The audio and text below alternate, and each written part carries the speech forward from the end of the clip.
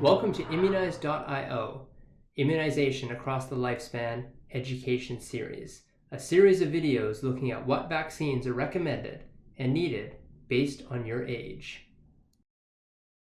Immunize.io is a BC not-for-profit organization with the mission statement, taking our best shot at immunizing the world. We strive to improve community immunization rates through education and access to vaccination services. The following video is for educational and informational purposes only. Please talk to your healthcare professional for specific advice pertaining to your vaccination needs. We continue our immunization vaccination journey across the lifespan further into adulthood, looking at those over the age of 50. The first thing we want to look at is this individual up to date on their routine immunizations? If they are not, or if they have no records of immunizations discussed earlier in the lifespan, then we would recommend the BC routine immunization schedule for adults 18 years of age and older not immunized in childhood. One notable exception is the removal of varicella, chickenpox, because at this age, people have most likely been exposed to varicella, and we worry about its reactivation in the form of shingles.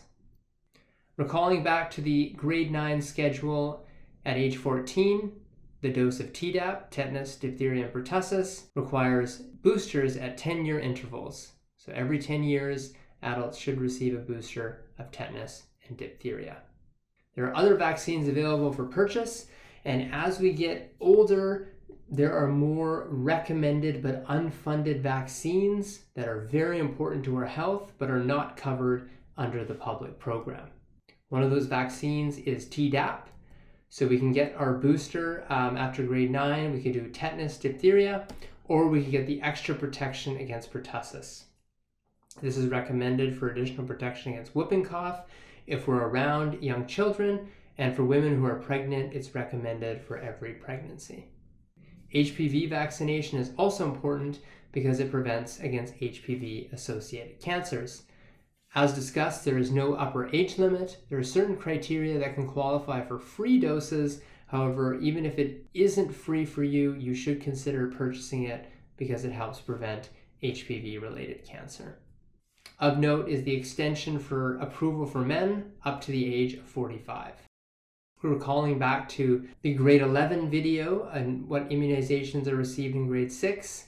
If someone didn't receive HPV vaccination in grade 6, we can always catch them up with 3 doses anytime after the age of 15, even up to age 50, we would do 3 doses. As mentioned, those over the age of 50 are at risk for shingles. The National Advisory Committee on Immunization, which is the national advisory board which provides recommendations. It's a team of experts in immunization, recommends that Shingrix, the vaccination against shingles, should be offered to adults 50 years of age and older. And this is a strong recommendation because as we age, there is a tipping point at age 50 where the incidence of shingles jumps up. And this is a natural product of aging because it happens all around the world. So those at the age of 50 should get the shingles immunization as per the strong recommendation from the National Advisory Committee. There does exist a treatment to shingles, however, it must be accessed very quickly. So if a rash emerges, you have to seek medical care immediately. And a lot of people don't seek it for a very non-specific symptom like a rash. Also, it's based on the timing of symptoms and appearance of the rash, which typically takes up to 48 hours to become painful enough to prompt a physician visit. Then it becomes a means of accessing healthcare. How quickly can you see a physician? How soon can you get a prescription? How soon can you get that prescription filled? How soon can you take that medication? If a medication is not taken within 48 to 72 hours of rash emergence, then it limits the chance that that treatment is effective. Therefore, prevention is your best bet. Pneumococcal disease is a debilitating infection that can put you in hospital and make you very sick. There are 2 options recommended under Immunize BC, the pneumococcal conjugate and the pneumococcal polysaccharide. Both vaccines should be considered in different populations. However, the conjugate provides the best way to prevent pneumonia from entering your lungs, whereas the polysaccharide prevents it from getting from your lungs to the blood. Prevnar 13, or the pneumococcal conjugate vaccine, is approved for use in adults age 50 and over. Even if you're as young as 50, consider doing something to help prevent pneumococcal pneumonia. If you're over 50, you should consider shingles and pneumococcal vaccination. In particular, if you have any underlying medical conditions, lung conditions, you should definitely consider the pneumonia vaccine. Influenza vaccination is good for protection every season against preventable disease.